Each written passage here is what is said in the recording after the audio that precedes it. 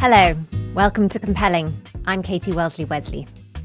With 18 years of experience in the art world, ranging from senior positions at blue-chip galleries to startups, I'm now a Paris-based consultant to brands, foundations, artists, and collectors.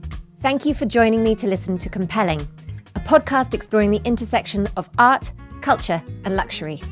I'll be interviewing visionary artists, cultural leaders, and brand innovators to find out how storytelling, mastery of craft, and collaboration come together to build community, engage audiences, and shape lasting legacies.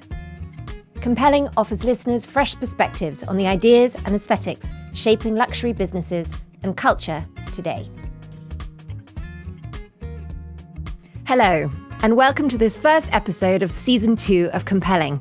Today I'm joined by Patrick Frey, Creative Director and President of Maison Pierre, one of the most influential and admired design houses in the world. Patrick entered the business young, and by the age of just 26, he had taken over leadership of the house, beginning a remarkable chapter of expansion and creative reinvention. He grew Pierre Frey not only through an extraordinary instinct for design and archive, but also through strategic acquisitions, bringing other historic textile and decorative houses into the fold and building a group that is as rich in heritage as it is forward-looking. Today, Maison Pierre Frey is synonymous with history, taste, and beauty. Perhaps the most revered and eclectic design house in the world for fabrics, carpets, wallpapers, and furniture. Patrick describes his role not as a job, but as a pleasure. And listening to him speak about textiles, archives, and beauty, you will understand why. I hope you enjoy this conversation as much as I did. Patrick Frey, thank you so much for agreeing to be a guest on Compelling. Here today, we're talking about, of course, about the storied family business, Pierre Frey, La Maison Pierre Frey, and how it began, your involvement, which obviously represents more than 5 decades of your life, and now the kind of transition to the third generation. So I wanted to start, if we may, with your early years and what Pierre Frey the first, what family life was like with your father and how it came to be and what you remember about the launch of the company in... I love when you say Pierre Frey the first. Because now there's a Pierre Frey the second. Well, indeed, I know that. Very good. Let's say that my dad, in fact, created Pierre Frey, his name, the 1st of January 1935. And it was just after the terrible period of the economy. And he wanted to be his own boss. He was always told me that he'd work for different people. And he said, the two kind of men, the man who works for the others and the man who wants to be their own boss.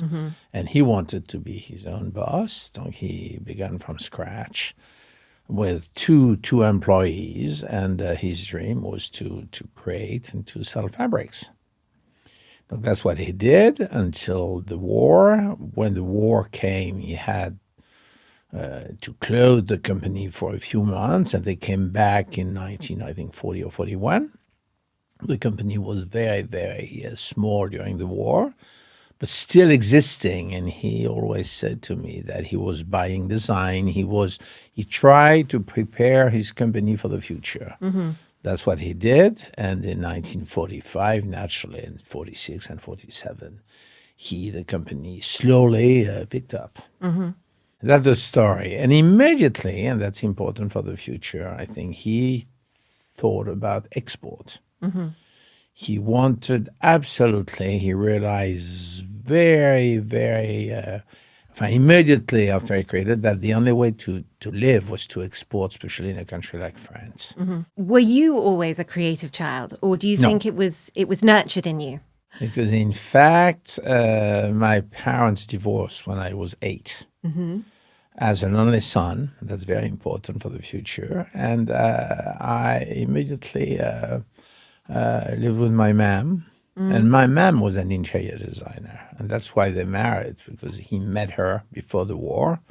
She was a designer, and he was creating his own company. Donc she designed for him, and she was this kind of creative person working with him. Donc when they divorced, from what she told me, she immediately tried to train me to work one day with him. That was his kind of challenge. And because she was full of talent, she was fun, she was charming, she was amusing. And instead of having a bad reaction, I had a lot of fun. And she took me all over Europe between 10 and 15. She took me all over Europe, showing me houses, sunsets, museums, houses, countryside. We went to Italy, we went to Spain, we went to Belgium, we went to Germany, we went to all over France. And she was certainly, I don't know if I had what we call a certain taste, but I loved it. I was not bored by what she was showing me. I looked at all that. She was stopping the car and said, Patrick, you look at this, you look at that. You see why the roof is like this in Provence and why the roof is like that in Brittany. And I don't know why. I think I got it very quickly. At what point then did you understand this was likely to be I your don't know life what as I well? would do in life. I had no idea. I think she knew what she wanted me to do in life.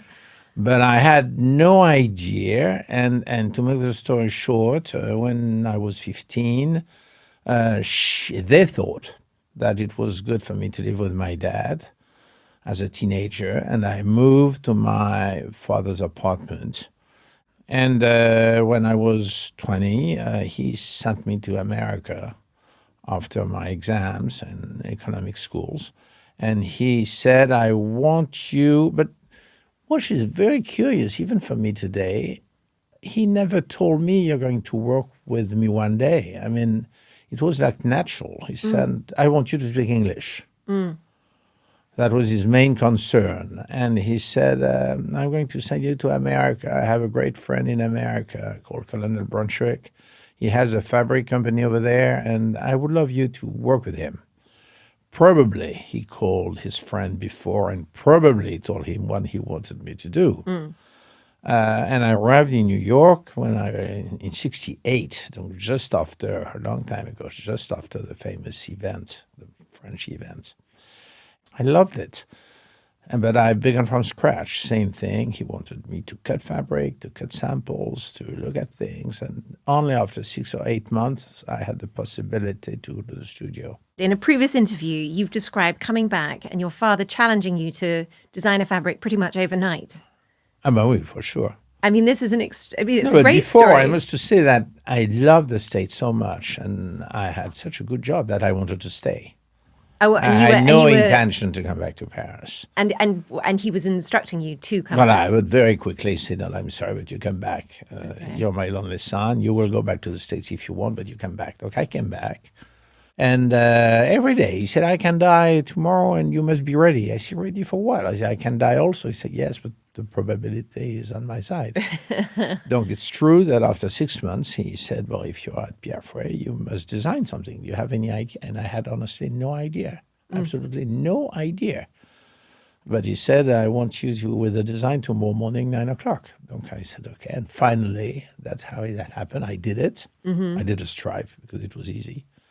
In many colors, and voilà, that's for the first one, and that's how slowly, and once again, it's difficult to answer to your question, because for me, it was totally natural. It just, yeah. That's very strange, like if I was born in a pot. And now, today, you have, I'm sure, the satisfaction of seeing that 2 of your sons are also involved in the business. That's a dream it's a dream for a father. Yeah. It's a dream for a boss to have a talented young man following you. It's a dream to have what we call to transmit your work, especially in the 3rd generation. And it's just a chance to have with your son a perfect harmony. So for you, there's more harmony than any other challenge. I mean, there must be challenge from time to time. Oh, for sure. Yes, but I think it's constructive. They have their vision of they're 47 and 49, and my vision of 78. Donc, automatically, we don't have the same vision, but personally, you would have to ask them. But I'm always surprised how easy it is to talk together. Because I try to listen to their experience and their talent and their age, and I try on my side to respect the values of Pierre Frey and to try to accept who goes on all the time, but to keep the roots. And I mean, it must help also that you have very distinct roles. You're very absolutely creative. And that was also, I think, one of the easiest part is that finally the first one who joined me was Pierre, the oldest, Pierre the second. And he wanted to immediately he loved communication, he loved to visit customers, he loved taste, he had taste immediately. It's absolutely natural also, a little bit different from me, but in a very good way. And a few years later, Vincent joined me, and I don't know, extremely, he's a leader. He has that in his blood. And he knows what he wants. He knows where he wants to go. He knows how to run a company. He had a great experience in many countries around the world in a total different, nothing to do with our little size company. And he immediately, when he came, he said, I come for 6 months and I will see if I love that type of company, coming from London, where he worked for the City Group. No, it's nothing to do with us. And finally, now he's my boss, which I think is fun. And you mentioned your father's interest in export and the importance that Pierre Frey was an international and kind of had a global reach. Today, if we go in that way, we're exporting 80% of our business. Oh, wow. And it's huge. And America, number one, England, number two, France, number three, or equivalent with England. And I really think that the big value of France is probably to export our way of living for this type of business. And we have the chance to have been extremely knowledgeable in the 17, 18, 19 part of 20th century. And I think that the big part of the world accept that, and it's recognition. And I think that we have to play with it. Because if we try just to sell what we do on the French market, we're dead. I mean, the population is not big enough to give the possibility to grow the way I want the company to grow. But also, I mean, as you say, the sort of French art de vivre and the globally accepted idea that the French live with sophistication and elegance. This is one of France's greatest accomplishments and exports. But I think many countries are like that. England, it's a dream. I mean, the English taste is wonderful. The Italian taste is fantastic. The Spanish style is incredible. Yeah. Now, you have many countries. The Belgium strike, the Belgium taste is also very good. Look, it's not a question of that we are more than the others. We're different from the others. And I think we are because of our culture, because of our history. And that's why I really believe that people love it. Look, if you take the Americans, or the foreigners, when they come to Versailles, they go to Pompidou, they go to the Vallée de la Loire, they go to Paris, they go to the Eiffel Tower. This past is certainly one of the greatest value that we have the chance to have. And also the place where France is located between the mountain and the sea, and then all these possibilities, this food, all these things makes by chance that we are an exquisite country for sure, with a lot of climates. And I think we have to play with it. And I think because I was in this world of colors and design, I very young realized that, and especially when I was in America, that people say, you're French, French, I love your taste, I love Versailles, I love this. And when you're 20 or 21 or 22, you get it like a plus. And when I came back to Paris, and I said to my dad very quickly, we must play with it, because this is the only way. If we stay in France and if we sell in Bordeaux, in Marseille, nothing will happen. Like, if we want the company to grow, we have to play with it. And that's why very quickly I had the possibility to buy different companies. And these companies were very classic, but full of what we call documents. It means fabrics from the 18th, 19th century, absolutely exquisite. And that gave me the possibility to export and to work for all these magnificent places all over the world.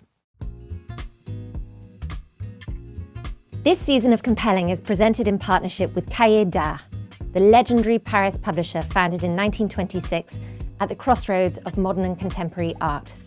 For nearly a century, Cahiers d'Art has collaborated with icons like Picasso, Duchamp, and Calder, and continues today with leading voices such as Ellsworth Kelly, Philip Perrino, Arthur Jaffa, and Rosemary Trockel. Cahiers d'Art is also the home of the legendary Picasso catalogue raisonné, known as the Zervos.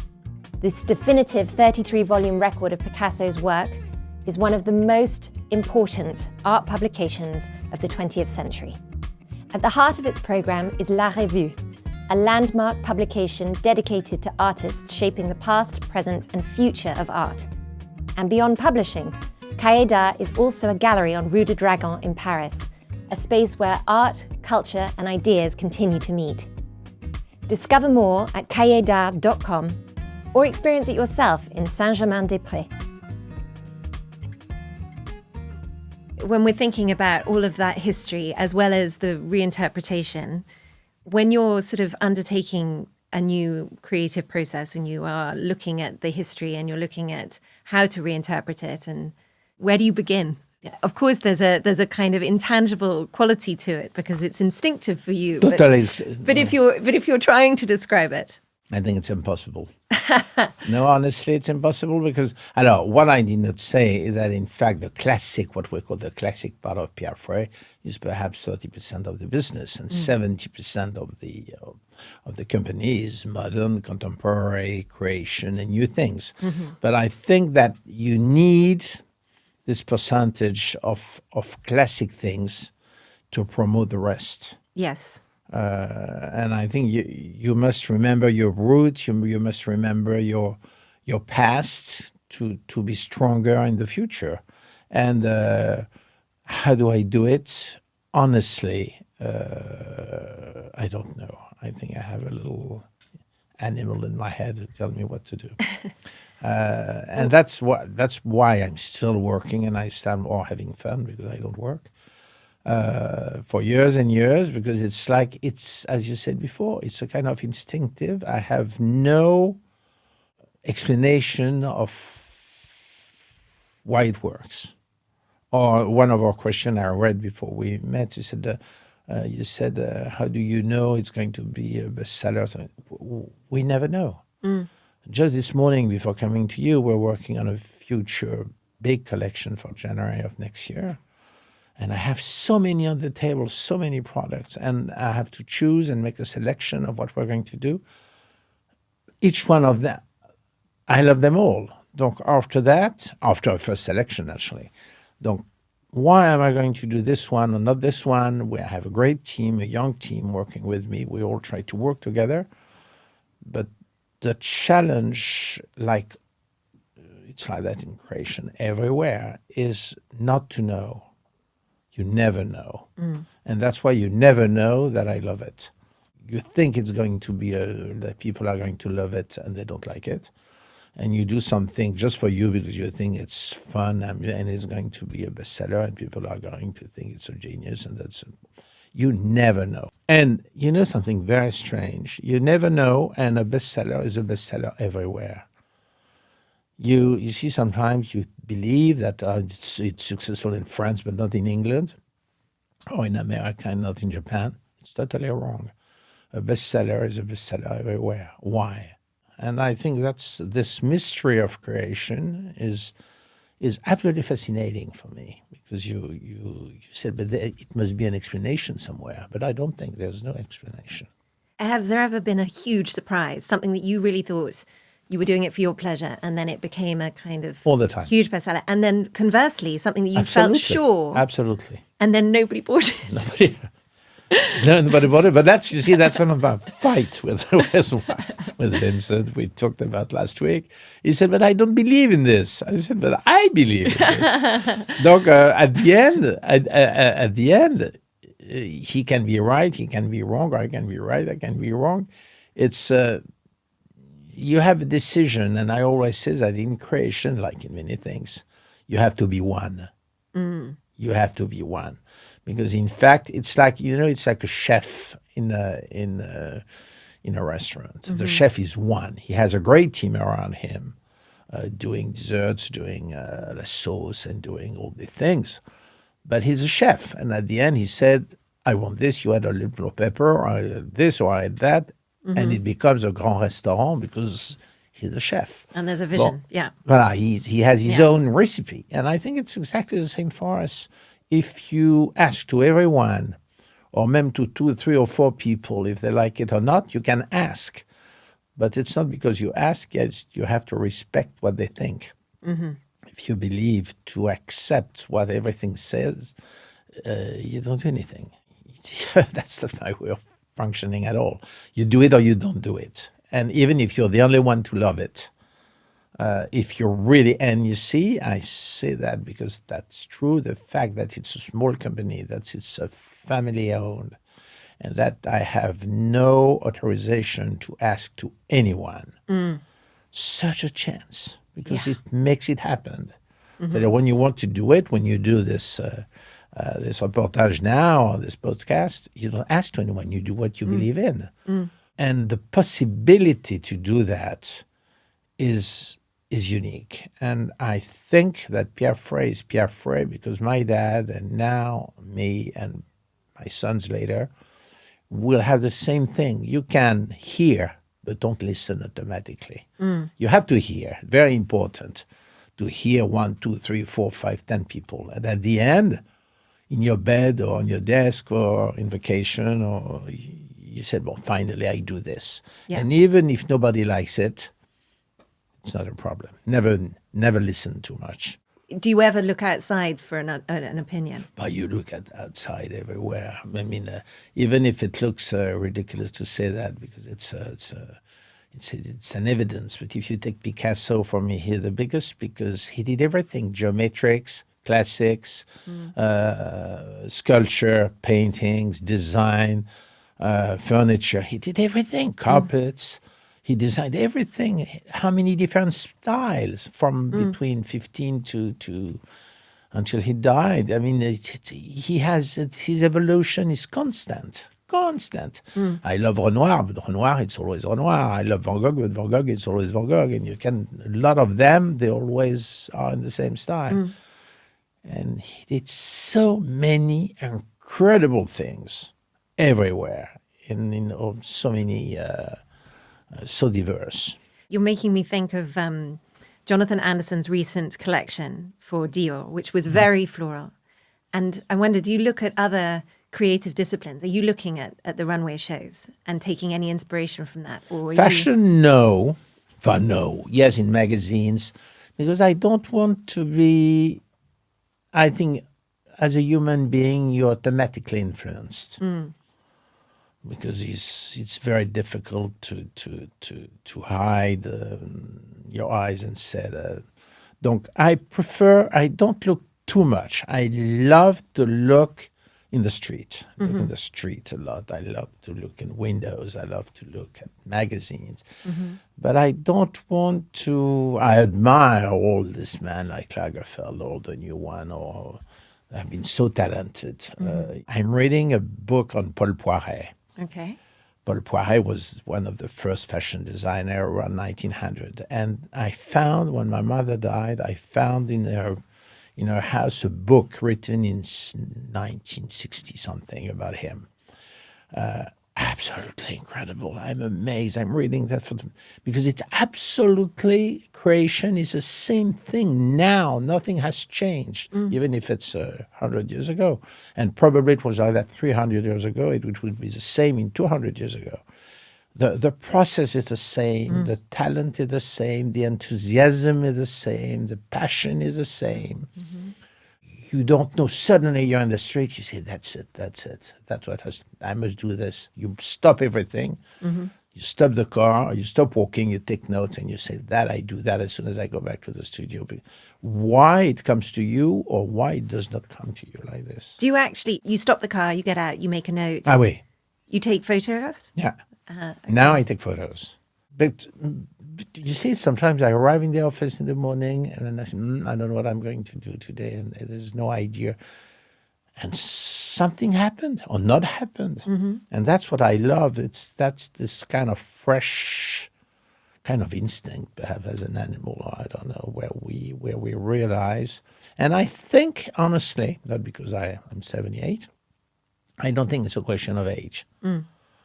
I think it's a question of passion and try to look at things, to listen at things, to be, as you said before, open to the world and be ready to accept every craziness, every things that you see. And I gather that this year this summer, I believe, you're opening your first dedicated furniture store. Right, store. On Rue du Mal.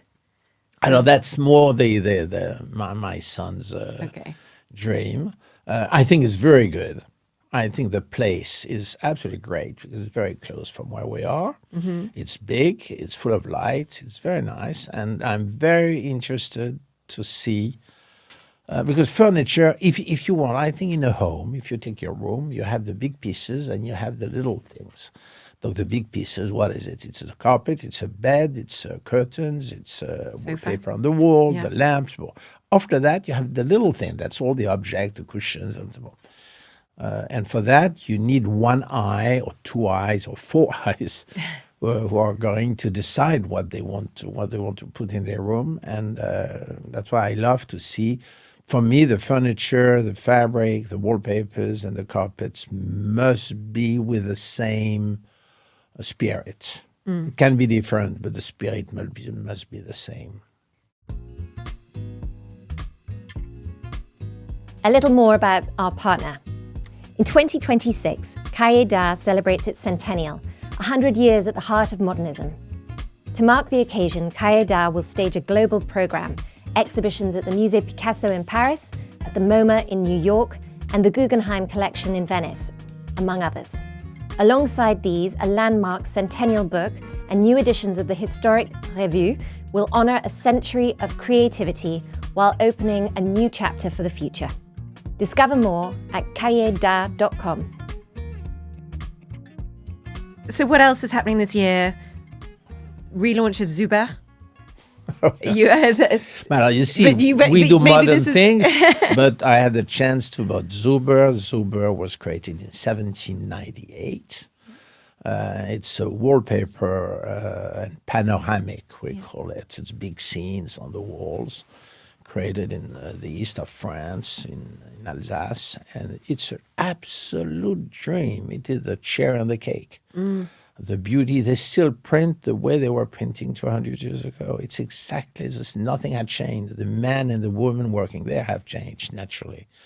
But they work with the same object, with the same paints, with the same... It's absolutely exquisite. And that's typically French art de vivre because it was created just before the French Empire and after the Queen and Marie Antoinette. And it had covered all the 19th century and 20th century. And the techniques of printing, of designing, of coloring is so unique. And I say that because here again, chance to have the possibility to preserve that and to put that in the Pierre Frey patrimony. When you relaunch something like that, you have to respect the heritage and the old techniques and everything else. So what does it mean to relaunch? What is actually happening? Same thing, it's difficult. It's to first respect what has been done and try to put it back to the world where we live today. Donc, certainly not to do it because you have to do it if you don't believe that because our way of living has totally changed in the past, let's say even 50 years or 100 years. Donc, it would be ridiculous to do something that nobody could use. Donc, the idea is to adapt what has been done. They were existing before us, and they will exist, I hope, after us, perhaps in 100 years. Donc, my job is to do it the best possible way to try to maintain and develop the French culture in this world. We don't own it. It would be very pretentious to say that we own anything. We don't own anything. We just try to bring it, and after that to give it to the posterity. I think one hears that about, British country houses, for example, that have been in families for generations. People don't talk really about ownership. They talk about custodianship, that they are sort of preserving for another generation. And obviously that's something that doesn't really exist anymore since the French Revolution, or much less in France. Look, this famous organization in England for the National Trust. The National Trust. It's a fantastic organization. Oh, yeah, absolute dream.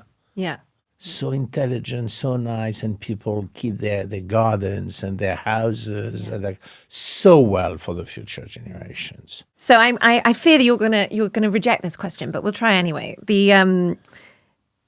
If you had a crystal ball, what do you think the future holds for interior design this year and in subsequent years? What do you? This year means nothing. Once again, because you don't do in this, and in fashion, yes. In homes, no, because once again you don't do your home for 1 year. No, you do it for. And I think I see that on a long period. I think that the world becomes so difficult, so rude, so violent, so that every generation takes care more of your home than before. And that homes are more and more important because you really are protected. You close the door of your apartment, of your house, and you're at home. It means you do a fireplace, you put music, you cook, you do whatever you want, take a bath, you do whatever you want to do, you lie on your bed, but you're in your home. I think it's très, très important, and I really, I'm very optimistic for the future. And if you look America again, where they're very strong in home decorating, homes, they all have the same. I always say that when I go to the States, I'm always surprised. They all have the same shoes. They all have the same gin. They all have the same watch. They all have the same car. They all do the same thing, except their house. Their house is their key point where they put their personality and their money. I know that this was just a moment in time, but I think also the global pandemic really sharpened everybody's focus. They couldn't get out. Can you believe that after the pandemic, not us alone, our industry doubled their business nearly everywhere in the 2 or 3 years after, because people had nothing to do. Donc what do? They paint all their houses. They put fabrics, wallpapers, they changed the carpets, they changed furniture, they took care of their garden, they added pools, or I don't know what they did. But all this industry of gardening and homes did an incredible business during the pandemic and after the pandemic. Amazing. It has been. It's amazing because people, and I think it's going to change for a long, long time because people realized, because they could not get out, that their house was totally horrible, that their apartment was dirty, and they had nothing to do to say, okay, well, I'm going to take my paint and I'm going to paint it white and do it. And I'm sure like IKEA and things like that, they did incredible numbers because of this new possibility to improve their homes. The question that I'm trying to ask everybody, because I'm always intrigued by how anybody answers it. Not necessarily related to Pierre Frey, but do you have a dream project, something that you would like to see Yes. happen? Tell me, what is it? To open a hotel. Oh, really? Hotel Pierre Frey? Where? What I would call a Maison Pierre Frey. With our own rooms and our own decor and change it all the time and have to show what we do in reality. If I have a frustration, is that we do all this product that we talked about, but we never see it finished. We do the sofa, but after that, the sofa, when he's gone, we don't know where he's gone. The fabric, we designed it. After that, we don't know where he goes, etc. And I would love to have a place where we could show what we have in mind and why we did it. And I think that French are something very French, very casual, very Pierre Frey in my way of thinking would be my dream. Probably I will never do it because we don't have the money to do it and we don't have the time to do it because the weeks have only 7 days, unfortunately. And it's difficult to do more, but I would love to open in Paris, probably. And you've made me curious now that of all the many places, of course, London is full of members clubs that are covered in Pierre Frey fabrics. So is there an interior that you have walked into and thought, wow, I couldn't have done it better? You know Keep Camp? Yes, great English designer. Yes, and I love what she does. Yes. And she was an interior designer. She is an interior designer, and now she works with her daughters, and they open hotels. And I think I took to her one day, and I said, you made your dream happen. Because it's nice to go up to the end. It's like doing a recipe, and if you don't taste it, but you never know how it looks. You have to. The chef he tested to see if the food is good. Yeah. Well, and I would love to go further and to go up to the end. Well, what advice, if any, do you remember being given? And as an additional, what advice do you now give to either to your sons? Or just to anybody you mean in the industry or in general in life? Either. Answer it as you prefer. To do what you believe in. You have to listen because that's life. But I think, especially in a business point of view, in terms of taste, if you take artistic point of view, probably to believe in yourself. And to know that it's not going to happen tomorrow. It can take years, but if you believe in it and if you have the possibility to do it, do it. I think it's also perhaps it's a question of age, but I think that your job is also to bring people with you, entraîner les gens.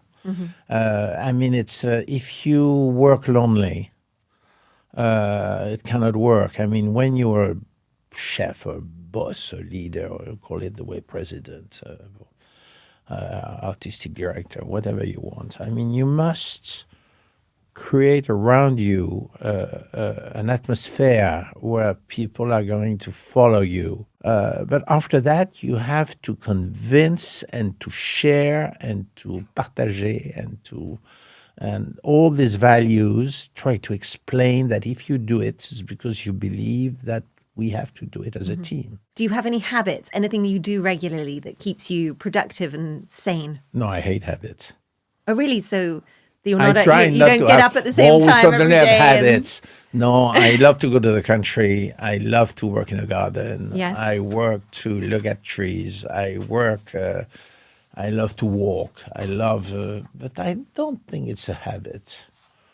And I'm a little bit against habits because I think you become old with habits. And I try to escape from that as much as I can because like that it gives your mind flexible, and I don't have the right word, but to be open to what can happen at any moment. The other question was a book, either a book that remains with you as a kind of long-time favorite or just the last book that you read that really made an impression on you. I told you this little book of the biography. Paul Poiret really impressed me. Yes. I love biographies. I loved talking about England. The Winston Churchill book written by Boris Johnson. Mm-hmm. Oh, unbelievable! Especially, and you see when you read this book that in fact he wanted to be Winston Churchill. Very amusing. No, I love to read a lot of books. But I'm more in the street or in the garden. Very often, you see, even my wife said, "Why don't you take a book and stay there for 2 hours?" I have a hard time to do that because I prefer to move. To be busy. To move things. For example, the same word. My mom was always telling me, if you don't move things, you don't see them after a while. Donc, if you put a painting above this, 6 months after, you don't look at your paintings. No. She was moving things all the time. And when I was waking up in the morning, I said, "But why did you do that?" "It's in the kitchen." "And this, it's in my bathroom. And this, that's in my bedroom."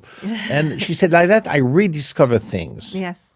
And I think it's a part of, and if you love, and I love objects, if you want to see them, you can play with them all day long to move them from one place to the other or turn them, and they will learn.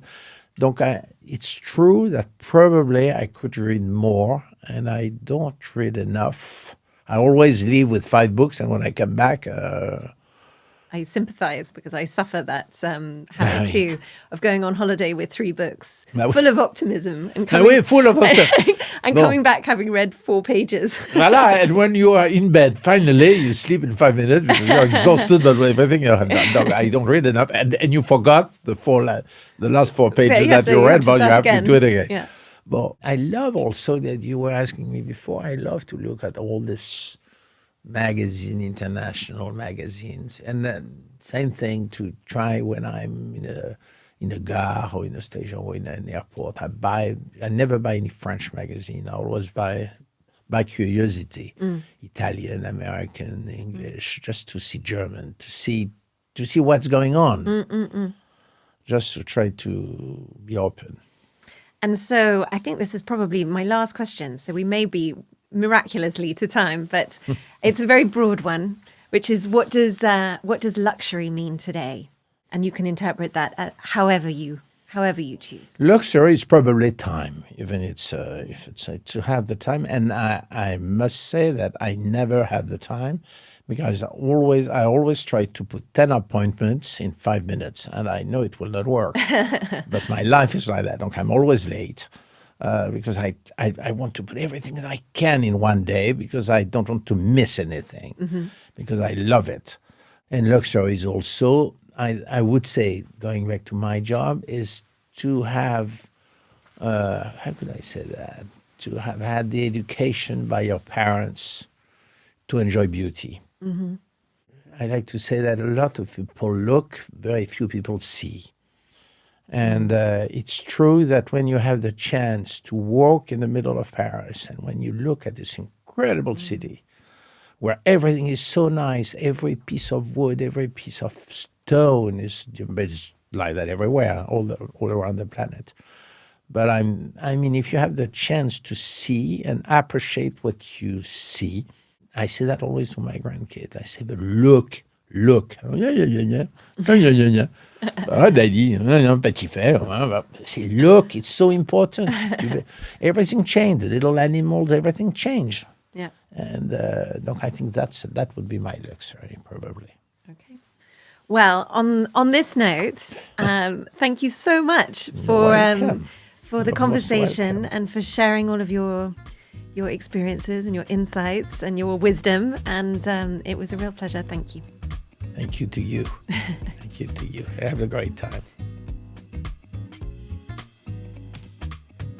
I hope you enjoyed today's episode. I've been overwhelmed by encouragement and positivity since beginning this podcast. If you'd like to support, please share, follow, and subscribe wherever you access your podcasts. It really helps the show to grow.